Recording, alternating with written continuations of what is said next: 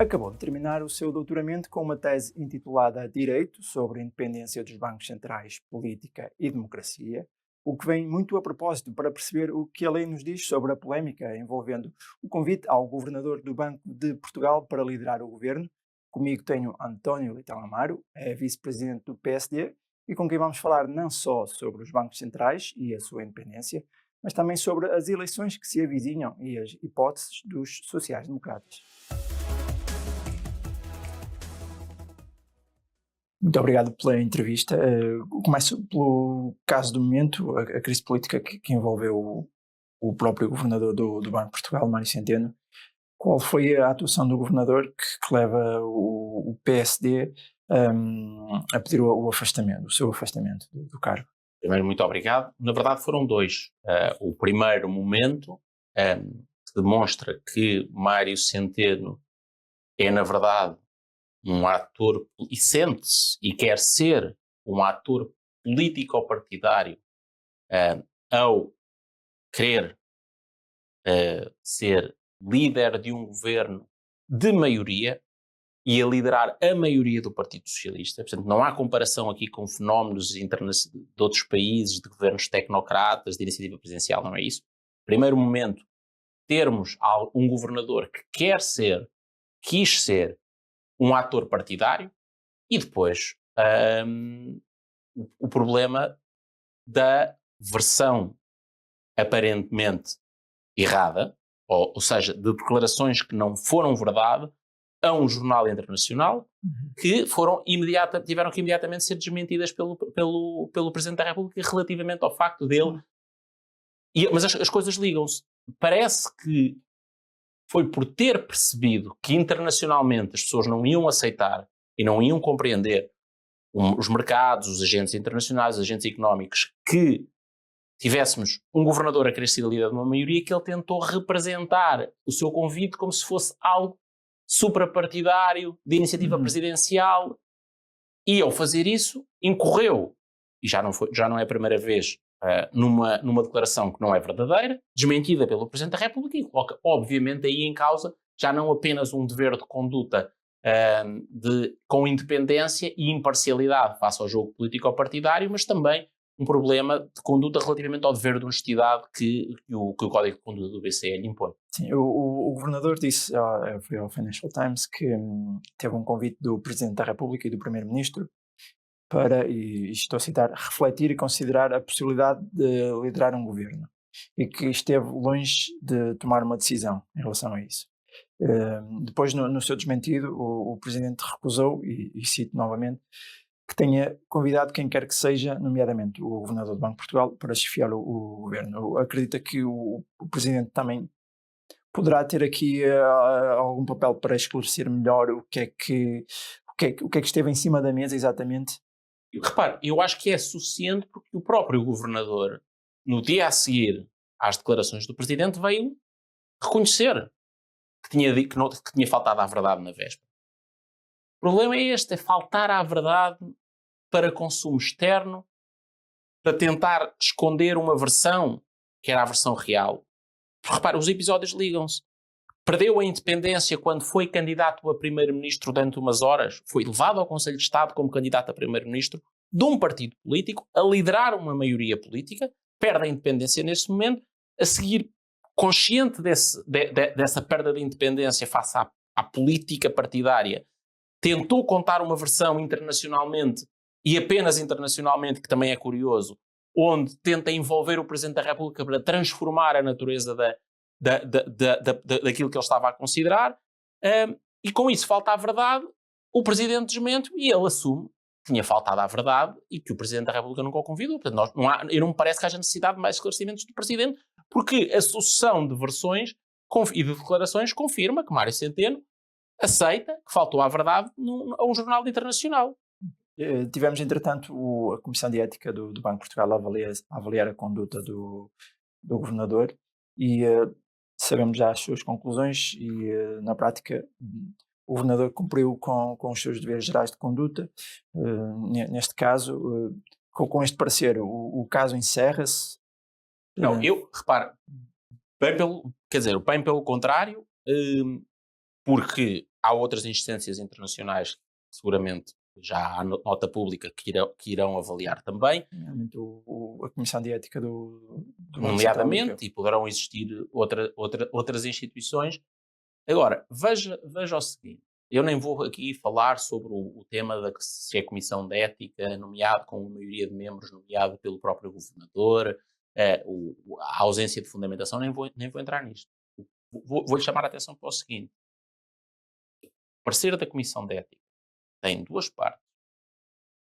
Uma sobre o tal tema da imparcialidade partidária e da perda de independência e o que é que ele devia ter feito perante o convite. Uhum. Mas depois diz, segundo parágrafo, porém, os eventos subsequentes demonstram que a imagem do banco foi afetada. Isto já em si demonstra que o parecer é misto e tem uma crítica forte ao que aconteceu. Mas há um evento mais grave. Eu acredito que essa parte é responsabilizar a própria atuação do governador por esses danos. Não só, repare, também há uma responsabilização na medida em que se segue a uma frase em que diz a imagem do banco objetivamente foi afetada e depois a seguir há uma exortação, um apelo direto ao governador, não apenas, mas ao governador relativamente à sua conduta. Mas há aqui um elemento mais grave. É que nós temos um parecer com estas duas dimensões. E o governador, o Conselho de Administração do Banco de Portugal, faz uma nota em que refere o primeiro e omite, e não é omite, e faz aquilo que muitas vezes em política e em comunicação se chama um spin, que procura eximir-se à responsabilidade da tal segunda parte crítica. Sim, diz que lhe são alheias. Diz que lhe são alheias. Viu o comunicado da Comissão de Ética? Isso está escrito em algum lado que é alheio ao governador? Não diz. Pois não diz. Pois não diz. Porque é que o governador Centeno foi acrescentar essa frase no comunicado? Voltou outra vez. É sobre o caso próprio. O Código de Conduta diz que tem que exercer a função e a conduta com honestidade, com independência, com imparcialidade para os seus interesses próprios. Ele pegou e acrescentou, se quiser, há uma certa dimensão de distorção ou de manipulação de um comunicado em benefício do próprio. Isso outra vez, repare, é uma sucessão, ou seja, nós temos, numa semana, 3 comportamentos graves da parte do governador. O primeiro, quando se transforma num ator político ou partidário ao ser candidato a primeiro-ministro por um partido político e líder de uma maioria política. Segundo, ao faltar à verdade a um jornal internacional, contrariando e tentando implicar o Presidente da República em um outro órgão de soberania, sem cumprir, desmentido pelo Presidente e depois o próprio a reconhecer que tinha faltado à verdade. Em terceiro lugar, pegando num comunicado e acrescentando-lhe um elemento que não consta dele, para tentar salvar a sua própria pele em interesse próprio. São 3 comportamentos inaceitáveis. Mencionou as palavras comportamento grave, mas diria que aqui a palavra-chave seria falha grave, que é por conta dessa falha grave que um governador pode ser destituído do seu cargo, pelo menos de acordo com a lei orgânica do Banco de Portugal. Vamos ter eleições em março. Se o PSD ganhar as eleições e formar um governo, é admissível um cenário de mudanças no cargo de governador, tendo em conta esta acusação, esta crítica de falta de independência do atual governador? O governador tem um mandato, 5 anos, e em qualquer caso expira na próxima maioria. Portanto, mais do que projetar instabilidade para o futuro, seja para o cenário de fim de mandato, seja para uma interrupção anterior, mais do que estar a projetar instabilidade e dúvida para o futuro, nós, o Presidente do PSD já o fez, eu já o fiz, neste momento, o Governador devia olhar para o seu comportamento, para a soma destes comportamentos. 3, perda de independência por ser um ator partidário, faltar à verdade envolvendo um outro órgão de soberania numa declaração a um jornal internacional, pegar num comunicado e acrescentar-lhe um elemento em seu favor, que não existe na pronúncia de outro órgão externo. Aliás, até se pode ler ao contrário, mas isso é uma interpretação, que ele estava a ser implicado também e é exortado nesse comunicado, e, portanto, o governador, mais do que procurar aquela causa de que falou, eu disse isto na semana passada, e volto a repetir aqui, para se estar em funções é preciso permanentemente cumprir os requisitos de início de função. Há 2 fundamentos de remoção antes do final do mandato. Nunca devem ser discordâncias políticas, isso não faz sentido, isso é incorreto e não existe no sistema, e ainda bem para a proteção da independência. Mas um deles é o não cumprir as condições de elegibilidade. Não cumprir as condições de independência é um desses fundamentos, e por isso nós temos dito que o governador deveria olhar para a circunstância em que está, procurar ter serenidade e defender a credibilidade da sua instituição. O presidente do partido até já disse. Eu, se estivesse no lugar dele, passasse por aquilo, saberia o que haveria de fazer. O problema é que, a cada passo, o governador do Banco de Portugal, ele próprio, agrava a sua situação. É ele próprio. Porquê é que ele foi faltar à verdade ao Financial Times? Porquê é que ele pegou num comunicado da Comissão de Ética e lhe acrescentou algo que o comunicado não dizia? Porquê é que ele teve que fazer isto? E em vez de se procurar defender a sua própria pele e agir em interesse próprio, devia defender a instituição. E então, nesse caso, o PSD, estando no governo, o que é que faria num caso destes? Eu percebo o ponto de querer projetar futuro. Nós estamos a apelar ao governador para agir agora pelo seu próprio pé. Eu não vou fazer esse exercício para o futuro de estar a querer pôr, se quiser, prazos contados. O mandato tem um prazo limite, são 5 anos depois da posse, que foi em 2020, que cai no horizonte da próxima maioria. Neste momento, estamos numa fase de juízo do próprio. Ok. Mencionou há pouco que o caso não fica fechado com este parecer da Comissão de Ética. O Banco Central Europeu ainda poderá debruçar-se sobre o tema e falou outras instâncias. Que instâncias são essas? Se pode concretizar? O sistema europeu diz basicamente que a verificação do comportamento dos responsáveis dos bancos centrais se passa através de um escrutínio dos próprios, dos seus órgãos, que podem suscitar, quer a fazer as avaliações de ética, quer eventualmente, em caso de incumprimento dos requisitos, suscitar um incidente de perda de mandato, tem que ir ao Tribunal Europeu. Uma dimensão. Outra dimensão é a responsabilização política que existe perante o Parlamento Europeu. Há 2 instâncias, o chamado diálogo de supervisão e o diálogo monetário. O Banco Central Europeu, no seu conjunto, presta declarações e reporta perante o Parlamento Europeu. Já houve eurodeputados não portugueses a interpelarem o Banco Central Europeu perante isso. É mais um fator em que o governador não está a contribuir aí numa perspectiva já de interesse nacional para a credibilização das instituições portuguesas. E, em terceiro lugar, há algumas outras instituições, em particular a Provedoria de Justiça Europeia, que também tem um papel no quadro institucional europeu de procurar fiscalizar o comportamento, designadamente no plano ético e de conduta dos responsáveis dos órgãos das instituições europeias. O governador do Banco Central Português é membro, por inerência, do Conselho de Governadores do BCE e, portanto, nessa medida pode eventualmente estar sob escrutínio. Portanto, diríamos que temos 3 planos europeus onde pode haver um escrutínio próprio do BCE, o do Parlamento Europeu, potencialmente da Provedoria de Justiça Europeia. Okay. E qual acredita que vai ser o desfecho? Não faço futurologia, nós fazemos a avaliação, faço uma avaliação que é política, mas também que é uma avaliação técnica, se quiser. E, portanto, nos dois planos tem uma avaliação que conclui que cada instituição fará a sua. Nós já temos uma que se pronunciou, que se pronuncia, não sei se era num sentido misto. Infelizmente, houve aqui um esforço do próprio governador em interesse próprio de deturpar as conclusões da Comissão de Ética, e isso não é particularmente recomendável.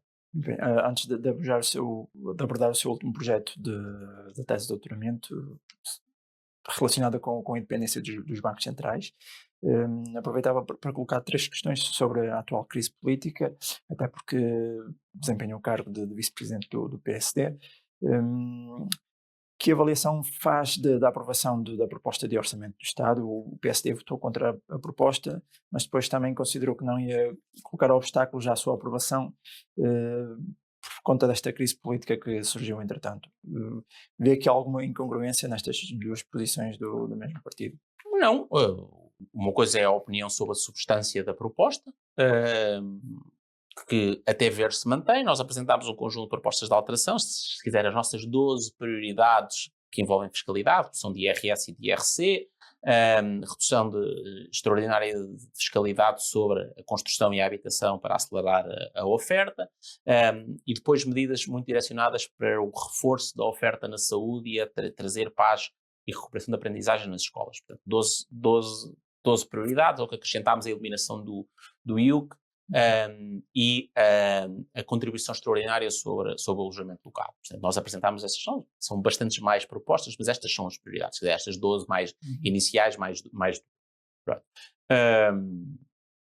não havendo uma mudança substancial, não haverá novidades sobre o sentido de voto, que corresponde a uma avaliação profundamente negativa sobre o Orçamento do Estado. O PSD, relativamente a 2 escolhas que o Presidente da República fez: uma, quando marcar as eleições; 2, haver ou não uma dilação do prazo para o orçamento ser viabilizado, nós dissemos, provavelmente teríamos feito de maneira diferente, preferíamos as eleições mais cedo, mas relativamente ao orçamento também podemos fazer, mas vivemos com bem com as escolhas do Presidente, em paz, tranquilamente. O que dissemos foi, como este não é o nosso orçamento, e por isso mostra a coerência, dissemos, vencendo as eleições, em tomando posse como governo, apresentaremos um orçamento retificativo, porque este não é o nosso orçamento. Acredita que o Presidente do PSD, Luís Montenegro, tem condições para ganhar as próximas eleições? Firmemente. O país está a experimentar terceiro governo socialista, terceiro pântano, terceira demissão de um primeiro-ministro socialista, numa situação em que os portugueses estão a sair pior do governo socialista do que estavam antes. E, portanto, precisamos de virar uma página desta governação. Temos socialismo a mais, agora, não apenas enquanto ideologia, mas enquanto partido a governar. Esse excesso de prolongamento no poder gera uma série de situações eticamente muito reprováveis. Eu não estou a pronunciar-me sobre as dimensões criminais, gostaria para bem do país que não existissem práticas criminais, mas existem problemas éticos evidentes e não começam nesta sucessão de casos a propósito do data center em si.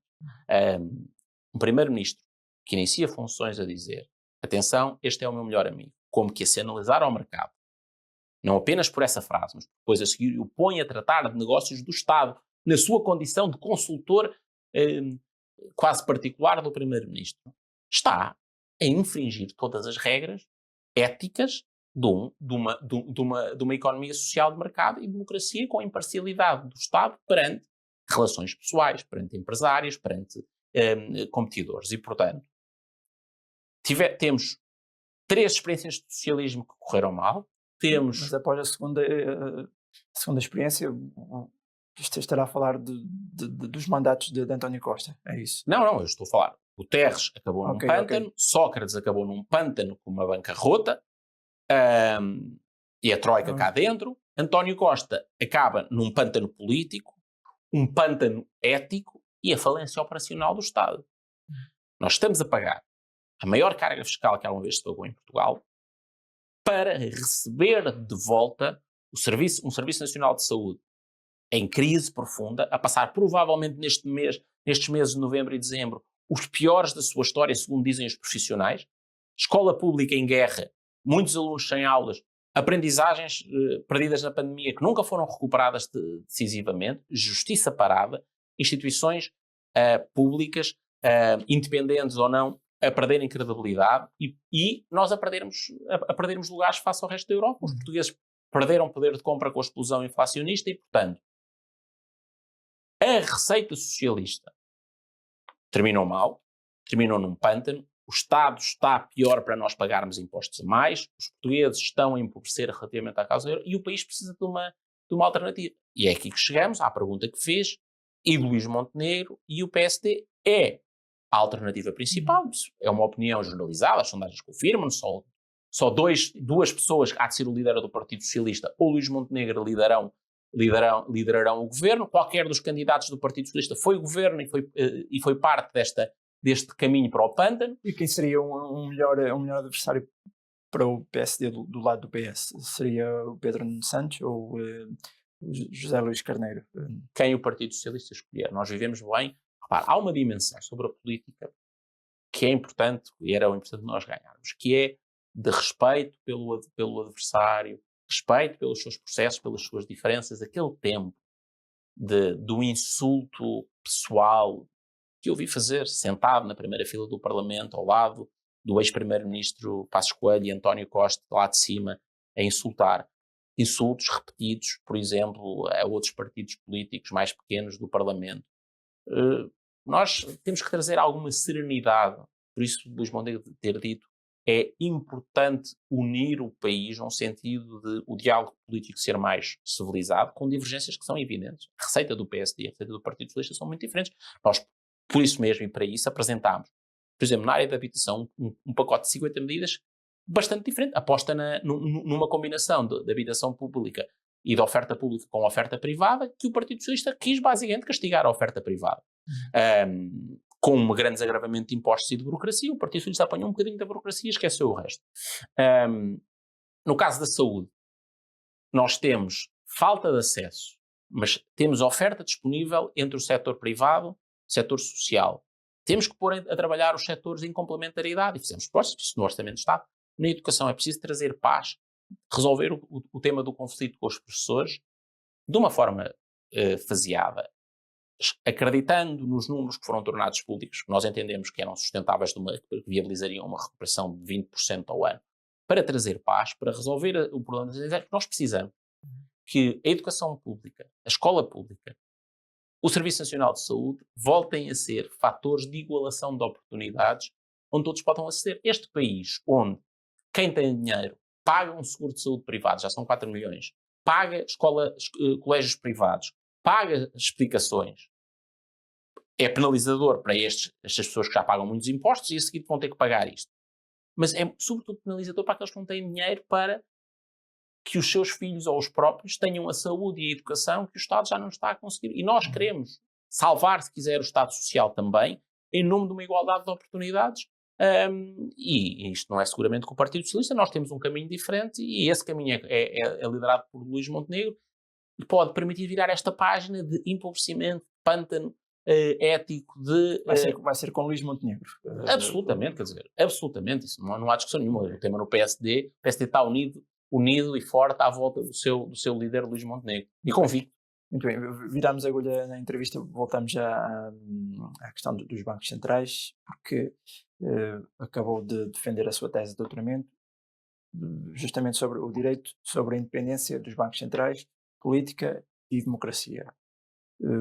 Foi um tema bastante premonitório, tendo em conta aquilo que aconteceu nos últimos 2 anos.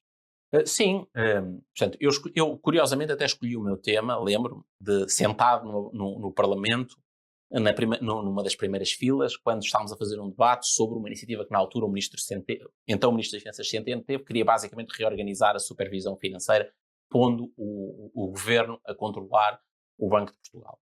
Mas a verdade é que a minha preocupação é uma preocupação muito mais ampla e a tese, na verdade, não se foca de todo sobre o caso português, é uma avaliação global, que é basicamente isto. Nos anos 80, houve um consenso que se espalhou pelas economias avançadas de que a política monetária, a gestão da moeda, as taxas de juros, deveriam ser confiadas na sua implementação a instituições independentes, bancos centrais independentes. Porquê?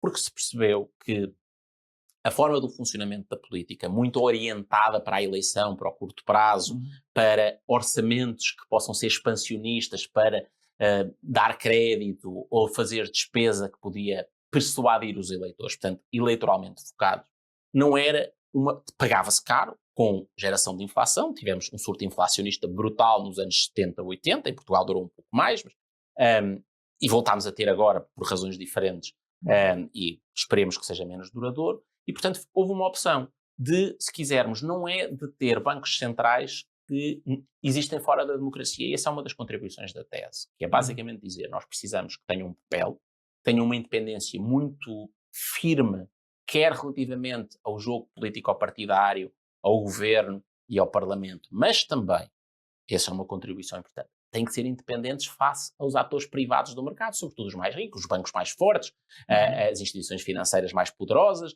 porque também são poderes fácticos relevantes.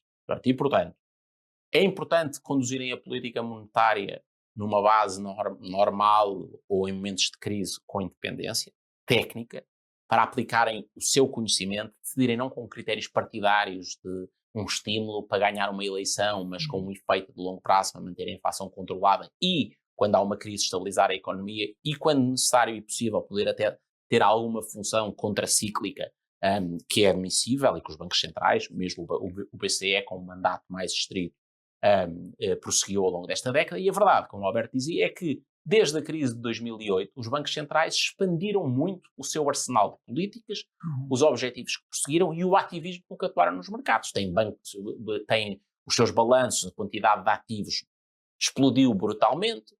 Houve anos, em alguns países do sul da Europa, na pandemia de 2020 e 2021, em que compraram mais do que as emissões líquidas de dívida soberana de alguns dos governos, portanto, secando, e se quiser, levando a que alguns tivessem acusado aquilo de ser práticas de financiamento monetário proibido. Sim. E a verdade, eu estava, quando decidi fazer a tese, estava perante este dilema. Como é que é possível e como é que vivem em democracia bancos centrais que são cada vez mais poderosos, têm mais poder, se intervêm em mais coisas, têm impactos redistributivos, resolvem conflitos entre valores, emprego, crescimento, inflação, controle de preços, até questões ambientais a dada altura e desigualdade. Bancos centrais que intervêm mais, que são mais fortes e com mais poderes. Por outro lado, serem mais independentes. Como é que eles ficam e como é que isto fica no meio da democracia? Isso é uma grande dimensão. Depois, com muita aplicação à circunstância política portuguesa, é procurar clarificar as fronteiras entre o papel da instituição independente e a relação com o poder político e o fenómeno político. Havia uma teoria, quando a ideia dos bancos centrais apareceu, que estavam em mundos separados. Que essas pessoas imaginarem, os bancos centrais eram metidos numa ilha à parte e ficavam lá sozinhos e não dialogavam com... Isso não existe. As crises mostram, têm que cooperar com o poder político, as autoridades orçamentais, mas, eu demonstro isso na tese, tem muitos instrumentos de interação. Portanto, o que eu procurei reconstruir foi, por um lado, a demonstração de que eles são democráticos, estão dependentes da democracia por várias vias, e, por outro lado, mantém a sua independência face ao processo político-partidário. Sim, nestes últimos 2 anos, em que tivemos uma escalada de inflação e isso obrigou o Banco Central a atuar, surgiram então muitas questões, muitas críticas da parte dos governos, de que o aperto monetário estaria a ser exagerado e a castigar em demasia as famílias, as empresas, em suma a economia, incluindo o cá em Portugal. Também surgiram muitas essas críticas. A independência do Banco Central Europeu esteve em causa neste processo, ou cada instituição fez o papel que tinha a fazer e provou-se que o atual enquadramento dos bancos centrais provou ser eficaz naquilo que é a proteção do Banco Central em relação ao poder político. Até ver o facto do BCE ter passado um período em que muitos acusaram de reagir tarde demais, ter tido uma grande inércia, que provavelmente contribuiu para a inflação ser tão alta, por ter reagido tarde. Mas depois, quando o fez, nós estamos a viver a mais rápida e mais agressiva cadência de aumentos de taxas de juro em décadas. Que o BCE o esteja a implementar, e há uma grande discussão aí plausível, se não poderá estar a exagerar, qual é que é o limite, se poderá ou não aplicar e causar uma recessão excessiva, mas sem pronunciar já sobre isso. O facto de o estar a implementar, apesar de críticas de muitos, significa, para já, até à data, uma demonstração de que tem sido independente. Se o Primeiro-Ministro, o Ministro das Finanças, o Presidente ou o Chefe de Estado ou os líderes políticos A ou B se pronunciam e dão uma opinião, eu não acho, há muita gente que acha que isso estraga logo a independência. Não, a independência existe para que os vários atores políticos se possam pronunciar sobre as escolhas políticas e depois os bancos centrais decidam com a independência. Portanto, perante essas reações, eu escrevi isso, aliás, na tese várias vezes, a independência existe para esses momentos. Não existe para o momento em que não há divergências. É para quando existem estas pressões e para serem capazes de resistir às pressões. Mas também digo isto, o desfecho final deste processo deste processo inflacionista, que nós não sabemos quanto é que vai durar, se vai haver necessidade de voltar a aumentar taxas de juro ou não vai haver, quanto tempo é que elas vão perdurar até serem reduzidas, qual é que é o desfecho final a voltarmos a ter a inflação que todos queremos, que é à volta de 2%, há um consenso democrático na Europa e nos Estados Unidos já agora também sobre isso, vai dizer um bocadinho, e como é que os bancos centrais vão reagir perante isso, perante uma contestação que é normal que vá aumentar. Há muita gente, e reparem, e a situação, isto também é importante, na Europa, os países estão a viver este processo inflacionista de maneiras bem diferentes, e por isso é normal que no BCE, no Conselho do BCE, haja vozes diferentes que exprimem de alguma forma a sua realidade nacional. A outra coisa que normalmente se diz, os governadores dos bancos nacionais chegam ao BCE e agem em nome próprio, há quem diga que deviam ser todos conservadores, falcões, no sentido de política monetária. E eu digo, não, isso não é assim. Primeiro, eles exprimem e refletem as suas experiências nacionais, experiências no sentido não partidário, mas o que é que está a acontecer nas economias locais. Por exemplo, países do sul da Europa que têm inflações mais baixas, estoques de dívida pública mais elevados, maior exposição ou maior nexo, chamado nexo entre bancos e tesouros nacionais por causa da detenção de dívida pública pelos bancos. São mais vulneráveis a ciclos de aumento de taxa de juros mais elevado. Se em cima disso tiver uma grande parte da população e das empresas com empréstimos com taxa de juros variável, mais impactantes estão. E, portanto, é normal que o governador, repare, com a mesma imparcialidade que falei há pouco, de forma muito crítica sobre o governador do Banco Central português. É normal que chegue, e aparentemente há repórter que o faz, chegue a Frankfurt e tenha uma visão diferente de países como o leste da Europa ou do centro da Europa, onde a taxa de juros onde a inflação é mais elevada e é mais persistente, onde a dívida pública é mais baixa, onde as famílias têm taxas de juros fixas. E, portanto, é normal esta diversidade. E esta diversidade é boa para uma decisão melhor. E é outro aspecto que eu sugiro. Eu contesto profundamente que o Banco Central deva estar composto só por falcões. Isso é errado, é mau, não é democrático, mas não é melhor em termos de capacidade e especialização para a decisão dentro do BCE, que é uma decisão que deve ser independente, poderes políticos, mas deve refletir a diversidade da zona económica. Tenho aqui uma última pergunta. O BCE tem como principal objetivo a estabilidade dos preços, depois também se preocupa com a estabilidade financeira, a estabilidade dos bancos, mas recentemente passou a ter outro objetivo, que é ajudar no combate às alterações climáticas. Há quem reconheça que o Banco Central deve desempenhar esse papel, mas há também quem critique e considere que esta intervenção na área do combate às alterações climáticas devia pertencer ao poder político, aos governos.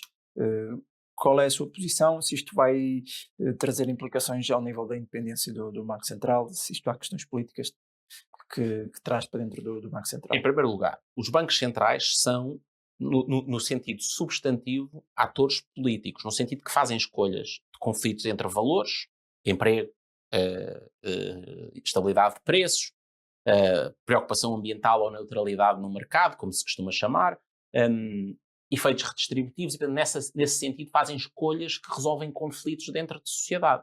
Portanto, tem uma dimensão política. Por isso é importante terem um controle democrático, que eu explico na tese, porque é que os poderes hoje existentes dão, de alguma forma, já um controle democrático adequado, é um controle de mão longa, mas é um controle que existe na nomeação, nos mandatos, poder remover o mandato, poder ajustar o mandato, poder haver a tal responsabilização ex post. E depois, além disso, os bancos centrais estão a desenvolver uma coisa que é uma novidade, que ainda não está suficientemente discutida, que é uma relação direta com a comunidade, com exercícios de consulta, de informação, transparência, de participação nos seus processos decisórios. E quando o BCE, em 2021, terminou a revisão do seu quadro estratégico, onde acertou ligeiramente o mandato, não é ligeiramente abaixo de 2%, que é o que eles diziam, sim, é à volta de 2%, com um bocadinho de flexibilidade, uma espécie de alvo simétrico, fez depois de muita participação pública, muitos town hall meetings com muitos representantes. Pronto. São políticos. Desculpe lá alongar, mas é um bocadinho, esta ideia é importante. Agora, relativamente às preocupações ambientais. O Banco Central tem uma hierarquização de mandatos. Isso significa que, em primeiro lugar, a preocupação fundamental deve ser garantir a estabilidade de preços. Ora, eu digo isto na tese, que esse objetivo prioritário não exclui o objetivo secundário, que está no mandato, que é contribuir para as políticas contribuir para as políticas económicas da União, onde também estão as alterações climáticas, o combate à desigualdade, de forma que não prejudique seriamente a estabilidade de preços, mas, em segundo lugar, os próprios tratados dizem que o Banco Central Europeu deve prosseguir a estabilidade de preços numa lógica de eficiência do mercado. Ora, o que é que acontece? Se nós olharmos para as alterações climáticas e para os processos climáticos e poluidores como externalidades negativas, são momentos em que os mercados funcionam com falhas, de forma a alocação não eficiente. E, portanto, se há uma alocação ineficiente, a ideia de contribuir para a eficiência do funcionamento do mercado significa que o BCE, quando faz supervisão financeira, quando tem os seus desculpem aqui o detalhe, mas as suas políticas de colateral, qual é que é o colateral que aceita, os ativos que aceita para poder emprestar aos bancos, quando faz isso, não pode estar a mimetizar ou replicar as falhas de mercado que existem, designadamente externalidades negativas, designadamente a não haver internalização de custos ambientais. E, portanto, pela via da avaliação dos ativos, pela via dos stress tests aos bancos, portanto, da supervisão, se quiser, braço da supervisão e braço de política monetária, as regras que se aplicam hoje aos bancos, o artigo 119 e o artigo 130 dos tratados, exigem que o Banco Central não seja um replicador de uma ineficiência. Qual é que é aqui o ponto? É saber se o Banco Central não pode não pode ignorar o fenómeno das alterações climáticas, tem que contribuir para a internalização ou não aumentar a falha de mercado, se deve ser ele a escolher quais é que são as atividades poluentes ou não. Não, aí não. E então o que é que deve fazer? Nessa parte, se quiser, a chamada taxonomia, quais é que são os mais verdes ou menos verdes, deve seguir o que dizem as instituições especializadas, porque o Banco Central não tem especialização para definir esse comportamento. Curiosamente, um dos membros do meu júri de doutoramento, eu tive a sorte de ter dois economistas, ambos do melhor que existe no mundo, o nosso Ricardo Reis, professor em Londres, que é também meu orientador, e o outro, o Donato Mascendaro, que é italiano, com dois dos principais economistas mundiais sobre trabalhar em governação de bancos centrais. Ele tem exatamente um trabalho sobre se o tomar preocupações ambientais compromete a independência, e ele diz que não, conclui que não, numas certas condições, desde que essas condições sejam verificadas. E eu digo que uma das condições deve considerar o tema ambiental, mas não deve ser o Banco Central não deve ser o regulador do ambiente. Deve seguir o que é que os governos dizem sobre a taxonomia. Portanto, o BCE esteve mal aí. O BCE começou à espera de uma taxonomia aprovada pelas instituições europeias, pelo Conselho e a Comissão e o Parlamento, perdeu a paciência a dada altura e de repente pôs-se o próprio a fazer as suas considerações e as decisões ambientais, mais nuclear, menos nuclear, mais renováveis, menos renováveis, e aí falhou, porque quando se trata destas funções onde já não há especialização técnica, e outros que têm especialização técnica devia ter deferido. O problema não é ter considerações ambientais em causa. Eu digo também e concluo com isto. O facto dos bancos centrais terem uma prioridade à inflação significa que devem sempre trabalhar para conseguir controlar os preços, mas não devem ser fanáticos da inflação no sentido de que arrasam a economia toda para conseguir cumprir a inflação. O que é que devem fazer? Devem cumprir a inflação e dentro depois de uma banda de ajustamento devem garantindo isso, podendo fazer algum ajustamento. E é isso que eu acho que está a acontecer hoje no Banco Central Europeu, tal como na Fed americana, são sobretudo, eu diria que são os bancos que estão mais avançados. O Banco Central, o terceiro banco que eu estudo, que é o inglês, está um bocadinho perdido por causa das condições especiais do Brexit. Está a encontrar o seu rumo ainda. Ainda está a encontrar o seu rumo. Os outros dois estão a tentar traçar este equilíbrio, que é como é que nós conseguimos voltar a ter uma inflação controlada, porque a inflação demasiado alta é terrível, sobretudo para as famílias que têm menos, mais vulneráveis, mas introduz enormes distorções na economia, tira qualidade de vida e riqueza e rendimento real às pessoas. Como é que nós cumprimos esse objetivo principal e nas margens indo ajustar para não causar recessões excessivas, não destruir demasiado o emprego e, portanto, eu digo, a procura deste equilíbrio com independência é uma coisa que estão a fazer. Se o vão fazer, se poderão estar demasiado já à frente da curva e estar a exagerar, é um outro exercício, implica muita dimensão económica e empírica que eu não faria esse veredito aqui. Tá bom, muito obrigado e até à próxima.